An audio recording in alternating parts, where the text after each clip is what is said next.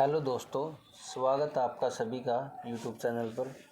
Group 14 की एक काफ़ी इम्पोर्टेंट पोस्ट है, इंस्पेक्टर लीगल मेट्रोलॉजी। और आपको पता है 70% सिलेबस फिजिक्स का आना है इसमें। तो बाकी अदर एग्ज़ाम में जो वनडे एग्ज़ाम है जिसमें फ़िज़िक्स पूछी जाती है तो उनके लिए भी बेनिफिशियल है ये वीडियो। तो एक वीडियो पहले आ चुकी है जिसमें मैंने इम्पोर्टेंट क्वेश्चन कवर किए थे आपके क्विक रिवीजन के लिए। तो इसमें भी मैं आपको बाईलिंगुअल क्वेश्चन है विद कंसेप्ट एक्सप्लेन करूँगा। और काफ़ी इंपॉर्टेंट वीडियो है जो फिजिक्स का मतलब तैयार करना चाहते हैं अपने एग्ज़ाम के लिए। तो शुरू करते हैं। सबसे पहला क्वेश्चन है, plastic material commonly used for making gear wheel, यानी दांतेदार पहियों को बनाने में आमतौर पर प्रयुक्त प्लास्टिक सामग्री क्या है। दोस्तों ये क्वेश्चन बाईलिंगुअल रहेंगे और कंसेप्ट भी आपको मैं साथ के साथ बताता चलूँगा। तो इसका राइट आंसर है नाइलॉन। दोस्तों नाइलॉन क्यों है? क्योंकि नाइलॉन में मॉइस्चर को अब्जॉर्ब करने की कैपेसिटी होती है, इसलिए नाइलॉन यूज किया जाता है जितने भी प्लास्टिक गियर है उनको बनाने में। ठीक है। सेकंड क्वेश्चन है, ultraviolet radiation of the sun do not reach the earth because earth atmosphere is surrounded by, यानी सिंपल सा क्वेश्चन है, सूर्य से आने वाली पैराबैंगनी किरणें हमारे ग्रह जो पृथ्वी वहाँ तक क्यों नहीं पहुँच पाती। तो दोस्तों आपको बता दूं इसका राइट आंसर है ओजोन। ओजोन क्या होता है? O3, यानी 3 एटम ऑक्सीजन के 3 एटम से मिलकर बना होता है। और एक क्वेश्चन इसमें बार बार पूछा जाता है, ओजोन एटमॉस्फेयर की किस लेयर में मिलता है?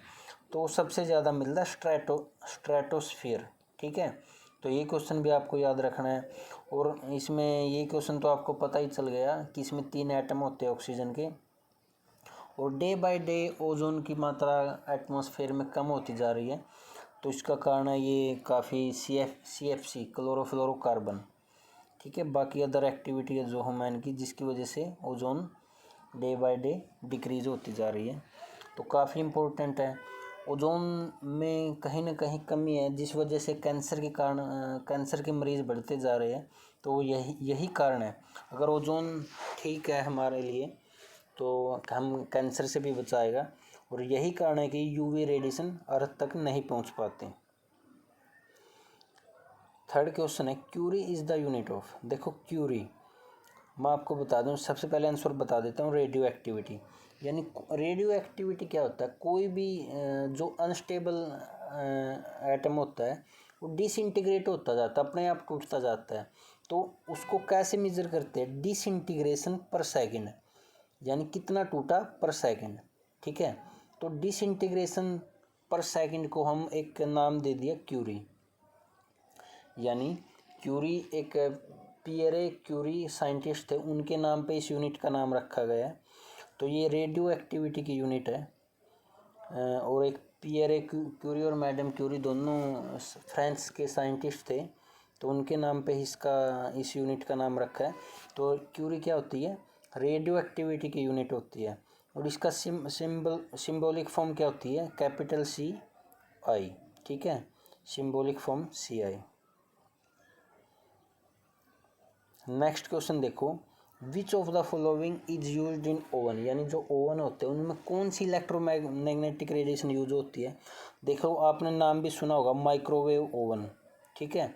यानी जो ओवन होते हैं उनमें माइक्रोवेव यूज होती है, इसलिए उन्हें माइक्रोवेव ओवन बोला जाता है।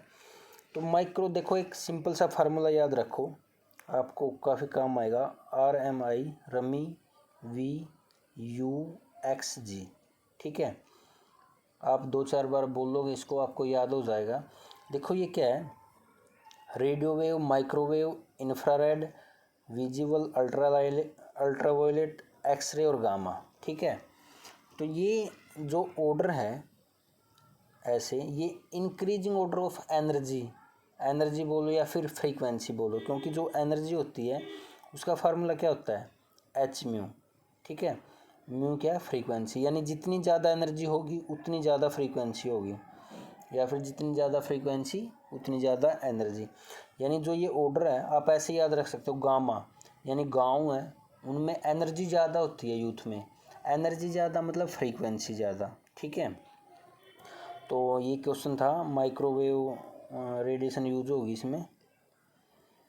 आगे है when heated from 0 to 10 degree Celsius volume of given mass of water, यानी जब पानी को गर्म करते हैं हम 0 से 10 डिग्री तक, तो उसके वॉल्यूम में क्या चेंज आता है, इंक्रीज होगा, डिक्रीज होगा, पहले इंक्रीज होगा फिर डिक्रीज होगा, या फिर पहले डिक्रीज होगा फिर इंक्रीज होगा। तो मैं आपको बता दूं, एक मोस्ट रिपीटेड क्वेश्चन है, जो वाटर होता है उसकी डेंसिटी 4 डिग्री सेल्सियस पे मैक्सिमम होती है। देखो डेंसिटी मैक्सिमम का क्या मतलब, डेंसिटी क्या होती है, मास डिवाइड बाय वॉल्यूम, ठीक है। तो देखो शुरू में क्या है, जब हम वाटर को हीट करते हैं तो जैसे जैसे हीट करते हैं तो इसका जो वॉल्यूम है ना वो कम होता जाएगा, वॉल्यूम कम होगा तो डेंसिटी बढ़ेगी, और ऐसा सिलसिला 4 डिग्री सेल्सियस तक चलता है। यानी जब 4 डिग्री सेल्सियस पहुंच जाता है तो उस टाइम पे इसकी डेंसिटी मैक्सिमम हो जाती है और वॉल्यूम मिनिमम, यानी वॉल्यूम कम हो जाएगा, डेंसिटी मैक्सिमम हो जाएगी। उसके आगे हीट करेंगे तो डेंसिटी कम होती जाएगी, ठीक है, और वॉल्यूम बढ़ता जाएगा। यानी वॉल्यूम क्या हुआ, पहले डिक्रीज हुआ फिर इंक्रीज हुआ, ठीक है। ऐसा क्यों है, क्योंकि जब हम हीट करते हैं तो जो हाइड्रोजन बॉन्ड होता है इसमें वो ब्रेक होने लगता है, ठीक है। तो डेंसिटी मैक्सिमम वो 4 डिग्री सेल्सियस पे होती है और वॉल्यूम में पहले डिक्रीज होगा फिर इंक्रीज होगा। उम्मीद करता हूँ आपको समझ में आ रहा हो। अगर आपको कोई डाउट है आप कमेंट सेक्शन में बता सकते हो। नेक्स्ट क्वेश्चन है, energy is continuously created in the sun due to, यानी जो सूर्य में है एनर्जी का सोर्स क्या है, एनर्जी क्यों, इतनी हीट हमें क्यों प्राप्त होती है, उसका कारण क्या है। तो मैं आपको बता दूं, जैसे हाइड्रोजन है, एक दूसरा एटॉमिक है इसका, तो ये दोनों मिलके क्या बनाते हैं, हीलियम, ठीक है। यानी हाइड्रोजन प्लस हाइड्रोजन मिलके हीलियम बनाएंगे, तभी एनर्जी जो रिलीज होती है, यानी हीलियम बनने के साथ एनर्जी रिलीज होगी काफ़ी बड़ी मात्रा में। और इस प्रोसेस को क्या बोलते हैं, यानी जब दो एटम मिलके एक मॉलिक्यूल बनाते हैं उसको हम बोलते हैं न्यूक्लियर फ्यूजन, या हिंदी में याद रख सकते हो संलयन, ठीक है। क्योंकि फ्यूजन और फ्यूजन में काफ़ी बार स्टूडेंट कंफ्यूज हो जाते हैं। हिंदी में देखोगे तो आप समझ जाओगे, संलयन और विखंडन। संलयन का मतलब जुड़ना, विखंडन का मतलब टूटना, ठीक है। तो इसका आंसर क्या है, न्यूक्लियर फ्यूजन। नेक्स्ट क्वेश्चन देखो, in electronics what come under tank circuit. देखो इलेक्ट्रॉनिक्स का स्टूडेंट होगा तो उसको बारीकी से समझेगा। टैंक सर्किट क्या होता है एक्चुअली, टैंक सर्किट होता है, देखो एक कैपेसिटर है, ठीक है, ये कैपेसिटर ऐसी, अगर मैं इसके पैरेलल में एक इंडक्टेंस लगा देता हूँ और इसको कनेक्ट कर देता हूँ, ठीक है, पैरेलल में कनेक्ट कर दिया मैंने इसको और इसको मेन सप्लाई से कनेक्ट कर दिया। जब ऐसी कम्बिनेशन हो जाती है तो क्या होता है, ये सर्किट मैक्सिमम पावर को अब्जॉर्ब कर लेता है और इसको एक नाम दे दिया टैंक सर्किट, ठीक है। तो इसका आंसर क्या आएगा, कैपेसिटी और इंडक्टेंस, ठीक है। तो इसका राइट आंसर सी है। नेक्स्ट क्वेश्चन है, Coolidge tube is used to produce, Coolidge tube का इस्तेमाल किसके लिए होता है। तो इसका आंसर है एक्सरे, ठीक है, फैक्चुअल क्वेश्चन है, याद रखना पड़ेगा आपको। एक्सरे रेज का वो प्रोड्यूस करने के लिए हम कूलिज ट्यूब का इस्तेमाल करते हैं। नेक्स्ट क्वेश्चन है, विच of the following is used for regulated electric supply, यानी इलेक्ट्रिक सप्लाई को रेगुलेट करने के लिए इनमें से किसका इस्तेमाल किया जाता है। तो दोस्तों मैं आपको बता दूं, जो जिनर डायोड होते हैं, जिनर डायोड का मतलब ही यही है, वो उसको इस्तेमाल जो वोल्टेज की रेगुलेशन, मतलब एक रेगुलर सप्लाई के लिए यूज किया जाता है। कई बार फ्लक्चुएशन होती है वोल्टेज में तो उसको रेगुलेट कर दिया जाता है। तो जिनर डायोड इसका राइट आंसर आएगा। नेक्स्ट क्वेश्चन देखो, what is the orbital velocity of a geostationary satellite, भूशिखर उपग्रह, ठीक है, जैसे नाम पता है भूशिखर यानी स्थित कर दिए जाते हैं। ये हमारी पृथ्वी है, इससे लगभग 36,000 किलोमीटर, ये क्वेश्चन भी बार बार रिपीट होता है, 36,000 किलोमीटर की हाइट पर सैटेलाइट लोकेट कर दिए जाते हैं, जो ऑर्बिटल जो अर्थ का ऑर्बिटल है उसके साथ साथ घूमते हैं, तो जो इनकी स्पीड होती है वो होती है 3.08 किलोमीटर प्रति सेकंड। ठीक है। और जो इनका ऑर्बिटल पीरियड है, टाइम पीरियड है, वो अर्थ के टाइम पीरियड के लगभग इक्वल ही है, यानी 24 घंटे के इक्वल ही है। ठीक है। ये 23.99 समथिंग है, तो आप 24 घंटे बोल सकते हो। तो इससे संबंधित आपने क्या क्वेश्चन नोट किए, ये क्वेश्चन भी बार बार पूछा जाता, किस हाइट पे है। 36,000 किलोमीटर की हाइट पे ये सिचुएटेड होते हैं। नेक्स्ट क्वेश्चन देखो, गामाज रे कैन काज, यानी गामाज रेज क्या कर सकती है। ठीक है, किसकी क्या किरणें किसकी वजह बन सकती है। ठीक है, तो gene mutation, sneezing, burning, fever. देखो मैंने आपको पहले ही बताया था, ये सीरीज़ RMIVUXG, अगर आपको ये याद है ना तो काफ़ी क्वेश्चन आपको ऑटोमेटिक याद हो जाएंगे। मैंने आपको बताया था जो गामाज रेज होती है इनमें एनर्जी बहुत होती है, एनर्जी बहुत होगी, फ्रीक्वेंसी ज़्यादा होगी, तो ये क्या कर सकती है, जीन म्यूटेशन। ठीक है, नहीं देखो कितना बड़ा जो एक्सरे और गामा है ना, ये दोनों काफ़ी हाई एनर्जी रेडिएशन होती है।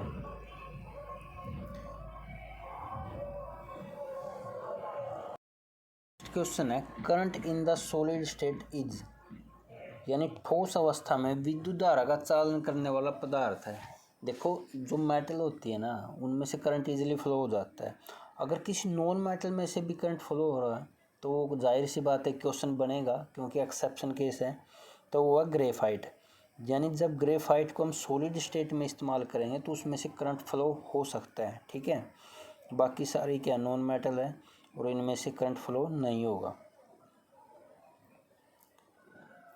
नेक्स्ट क्वेश्चन देखो आप, which set of condition represent the easiest way to liquefy gas, यानी एक गैस को लिक्विफाई करना है हमें, यानी गैस को लिक्विड में बदलना है, तो कौन सी कंडीशन है जो बेस्ट होगी।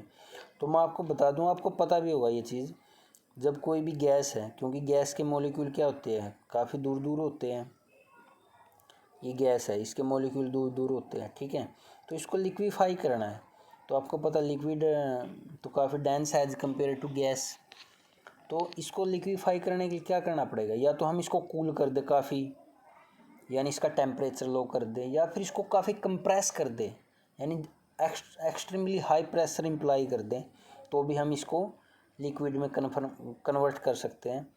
तो इसका राइट आंसर क्या होगा, low temperature and high pressure, यानी ऑप्शन ए इसका राइट आंसर है। ठीक है, नेक्स्ट क्वेश्चन देखो आप, what is the colour of light related to, यानी जो प्रकाश का रंग है वो किसकी वजह से है। ठीक है, तो इसका मैं श्योर नहीं, इसका शायद फ्रीक्वेंसी आंसर आएगा। ठीक है, फ्रीक्वेंसी की वजह से इसका कलर इफेक्ट होता है। नेक्स्ट क्वेश्चन देखो, व्हाट प्रिंसिपल या law explain the working of the hydraulic brake in automobile, यानी जो ऑटोमोबाइल होते हैं, वाहन होते हैं, उनमें जो ब्रेक होता है वो किस प्रिंसिपल पे, किस लॉ पे काम करता है। तो मैं आपको बता दूं, पास्कल लॉ, यानी जो पास्कल लॉ होता है प्रेशर का, उस पे ही हमारे जो ब्रेक होते हैं वाहनों के बेस होते हैं। तो इसका क्या करना है, पास्कल लॉ क्या बोलता है, पास्कल लॉ क्या बोलता है, मान लो कोई लिक्विड है। ठीक है, अगर मैं इसके किसी भी पॉइंट पे प्रेशर अप्लाई कर देता हूँ, किसी भी पॉइंट पे प्रेशर अप्लाई कर देता हूँ, तो वो प्रेशर इक्वली डिवाइड हो जाएगा, यानी हर पॉइंट पे सेम प्रेशर लगेगा उस लिक्विड के। ठीक है, तो ये पास्कल लॉ है, इसमें एक अनकम्प्रेसिबल फ्लूइड का इस्तेमाल किया जाता है जो ब्रेक होते हैं, तो वो पास्कल लॉ पे बेस है। उम्मीद करता हूँ आपको समझ में आया होगा। नेक्स्ट क्वेश्चन देखो, बेस्ट कंडक्टर ऑफ हीट। देखो एक तो होता है इलेक्ट्रिसिटी और एक हीट। ठीक है, इलेक्ट्रिसिटी का कंडक्टर होना और हीट का होना अलग बात है। तो मरकरी होता है जो, वो बेस्ट कंडक्टर ऑफ हीट है। आपने मरकरी थर्मामीटर का नाम सुना होगा, क्योंकि mercury best conductor of heat है, तभी तो वो थर्मामीटर बनाने में काम होता है। तो मरकरी थर्मामीटर का नाम सुना होगा आपने, टेम्परेचर मेजर करने में यूज़ होता है, तो यही कारण है कि mercury best conductor of heat है।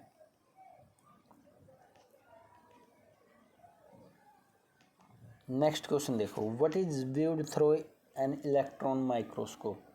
देखो जो इलेक्ट्रॉन माइक्रोस्कोप होता है उसका क्या काम होता है, तो देखो हम बिल्कुल बारीक स्ट्रक्चर को ऑब्जर्व करने के लिए इस्तेमाल करते हैं। तो structure of bacteria and virus, यानी हमें structure of bacteria and virus को देखना है, स्टडी करना है, तो हम इलेक्ट्रॉन माइक्रोस्कोप का इस्तेमाल करेंगे। ठीक है। व्हाट अपैरेटस, यानी किस डिवाइस से एक सबमर्ज ऑब्जेक्ट को ऑब्जर्व कर सकते हैं, लोकेट कर सकते हैं। ठीक है। आपने देखा होगा समुद्र में पनडुब्बियाँ होती है, वो पानी के नीचे रहती है, या कोई भी ऑब्जेक्ट है, अगर हमें वो लोकेट करना कहाँ पे है, तो हम जिस टेक्नोलॉजी का इस्तेमाल करते हैं उसको बोलते हैं सोनार। सोनार की फुल फॉर्म क्या है, साउंड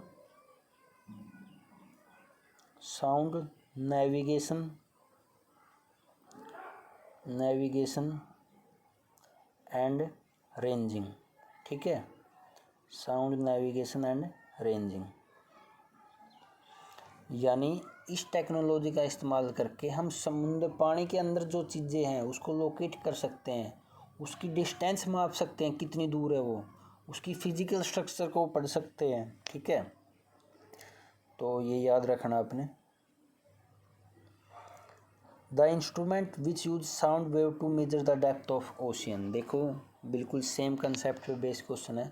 ओशियन के अंदर अगर कोई ऑब्जेक्ट है तो उसको कैसे मापते हैं, सोनार से, साउंड नेविगेशन एंड रेंजिंग। तो अगर डेप्थ ऑफ ओशियन मापनी है तो हमें क्या करना, सोनार ही टेक्नोलॉजी यूज करेंगे। तो इसका कंसेप्ट क्या, देखो ये समुद्र है, ठीक है, काफ़ी डेप्थ है इसकी, मान लो ये कोई ऑब्जेक्ट है यहाँ पे, ठीक है, और यहाँ पे इन्होंने क्या किया, कोई भी साउंड भेजी, ठीक है, तो साउंड भेजी और इको सुनाई दी, ठीक है, तो उसमें क्या होता है, टाइम नोट कर लिया जाता है कि इतने टाइम बाद साउंड वहाँ पहुँची, तो उसमें क्या होगा, टाइम मिल गया हमारे पास, टाइम आ गया। स्पीड ऑफ साउंड हमें पता है, यानी स्पीड आ गई, तो हम डिस्टेंस आसानी से निकाल सकते हैं। डिस्टेंस आ गई तो हम ऑब्जेक्ट तक की जो डिस्टेंस थी, यानी जो डेप्थ थी, वो आसानी से कैलकुलेट कर सकते हैं। उम्मीद करता हूँ आपको समझ में आया होगा ये। Which combination of colour is the most convenient during day and night, यानी डे और नाइट में कौन सा कम्बिनेशन अच्छा है। ठीक है, तो देखो orange blue, white black, yellow blue, red green, तो राइट आंसर आएगा रेड ग्रीन। ठीक है, क्योंकि देखो रेड की वेवलेंथ क्या होती है, रेड की वेवलेंथ ज़्यादा होती है, ठीक है, और तभी तो ये रेड सिग्नल होते हैं, उनमें रेड लाइट का इस्तेमाल किया जाता है। तो रेड और ग्रीन मोस्ट कन्वीनियंट है। ये सिंपल सा क्वेश्चन था, काफ़ी शायद ही ना पूछा जाए आपसे एग्ज़ाम में। The energy that can harness heat store below the earth surface is not. देखो जो अर्थ का सरफेस है उसके नीचे जो हीट होती है उसको क्या बोलते हैं, उसको बोलते हैं जियोथर्मल एनर्जी। जियो, देखो जियो वर्ड जहाँ पे आ गया उसका संबंध अर्थ से होगा, ठीक है, थर्मल का मतलब समझ रहे हो आप, टेम्परेचर से एनर्जी, यानी जो अर्थ के नीचे एनर्जी है ना, वो उसको हम जियोथर्मल एनर्जी बोलेंगे। ठीक है, देखो टाइडल एनर्जी तो आपको पता है, ज्वार भाटा से जो एनर्जी होती है उसको ज्वारी एनर्जी बोलेंगे।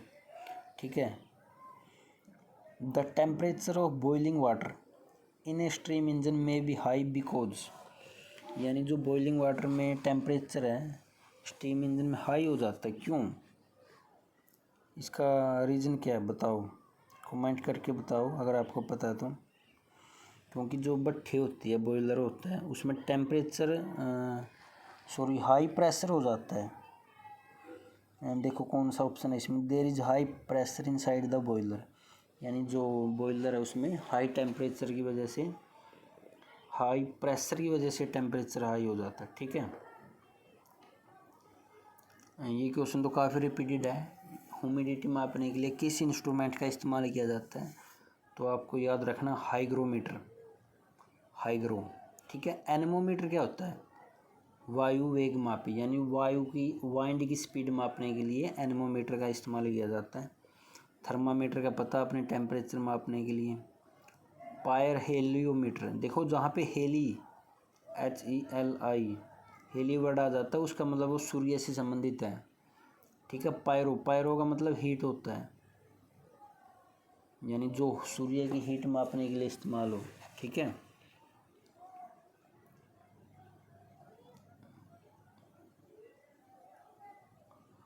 देखो fat can be separated from milk, यानी जब हम क्रीम अलग करते हैं दूध से तो वो किस प्रिंसिपल पे बेस होता है, ठीक है। तो मैं आपको बता दूं, एक सेंट्रीपिटल फोर्स होता है, एक सेंट्रीफ्यूगल होता है। सेंट्रीपिटल तो क्या करता है, देखो ये कोई भी सेंटर है यहाँ पे, देखो सेंट्रीपिटल क्या करता है, इसको सेंटर की तरफ अट्रैक्ट करेगा। अगर किसी भी ऑब्जेक्ट पे सेंट्रीपिटल फोर्स लग रहा है तो उसको वो सेंटर की तरफ ऑब्जेक्ट करेगा, यानी जो फोर्स केंद्र की तरफ काम करता है, और जो केंद्र से दूर करता है उसको बोलते हैं सेंट्रीफ्यूगल। यानी हमें क्रीम को अलग करना है तो हमें सेंट्रीफ्यूगल की ज़रूरत होगी, न कि सेंट्रीपिटल की, ठीक है। तो इसका राइट आंसर क्या आएगा, centrifugal.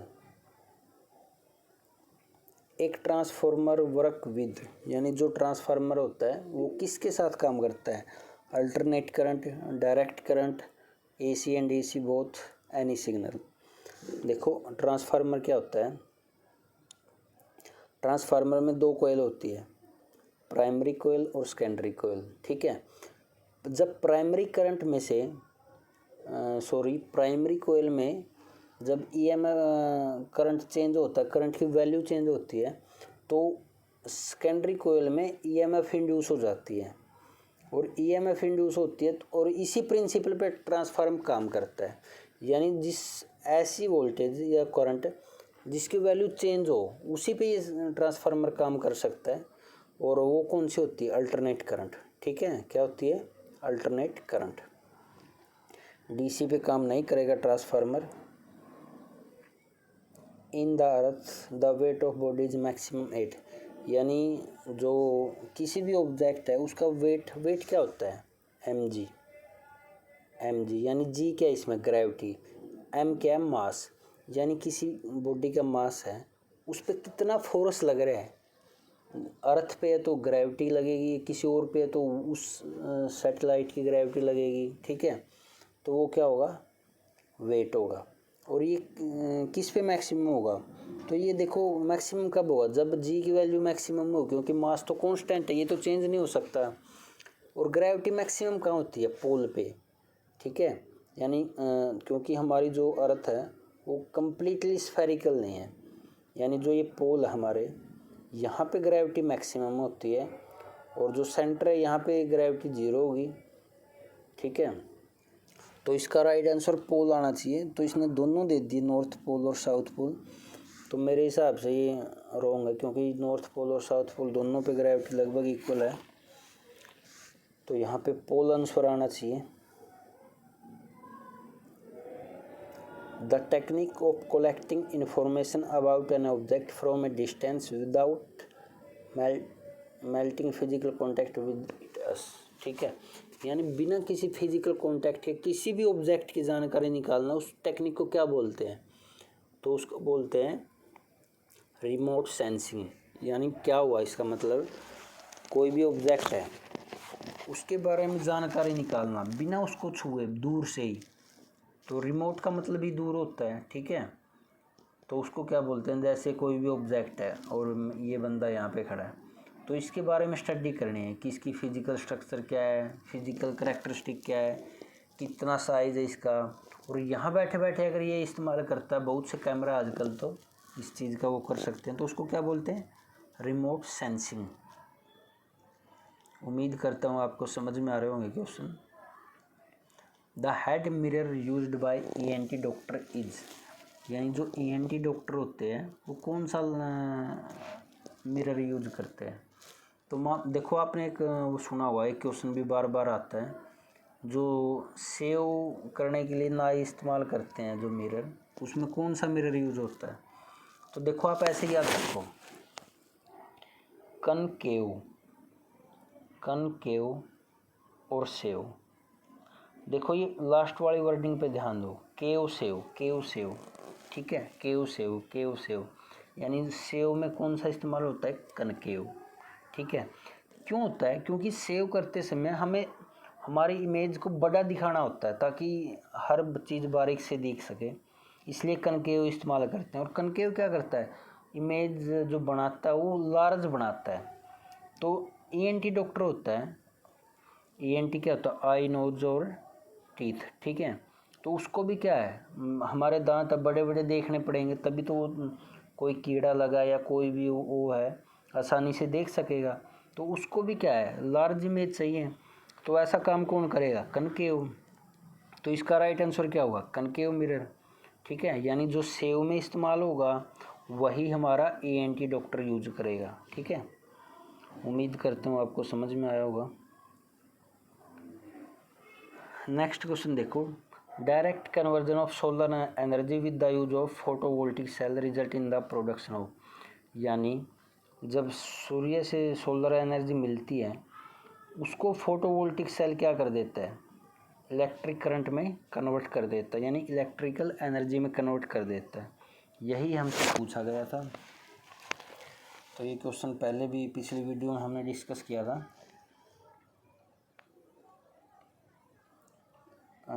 Last but not the least, a man inside an artificial satellite feel weightlessness because the force of attraction due to earth is. देखो, जब कोई भी आर्टिफिशियल सैटेलाइट है या फिर नेचुरल सैटेलाइट है उसमें वेट हमेशा उसको वेटलेसनेस की स्थिति आ जाती है, यानी उसको अपना वेट फील ही नहीं होता। तो ऐसा क्यों होता है, क्योंकि उस टाइम पे जो फोर्स ऑफ अट्रैक्शन है, ग्रेविटी है, वो ज़ीरो हो जाती है। ठीक है, यानी उस प्लेस पे ग्रेविटी की वैल्यू बोलो या फोर्स ऑफ अट्रैक्शन बोलो, वो ज़ीरो हो जाती है। ठीक है, तो इस वीडियो में इतना ही। आप अगर सीरियसली लीगल इंस्पेक्टर मेट्रोलॉजी की तैयारी कर रहे हो तो जाहिर सी बात आपके लिए काम की वीडियो होगी। आपको अच्छी लगती है, बुरी लगी है, कैसी लगी, या कोई सजेशन है आप कमेंट सेक्शन में बता सकते हैं। Thank you and all the best, stay blessed.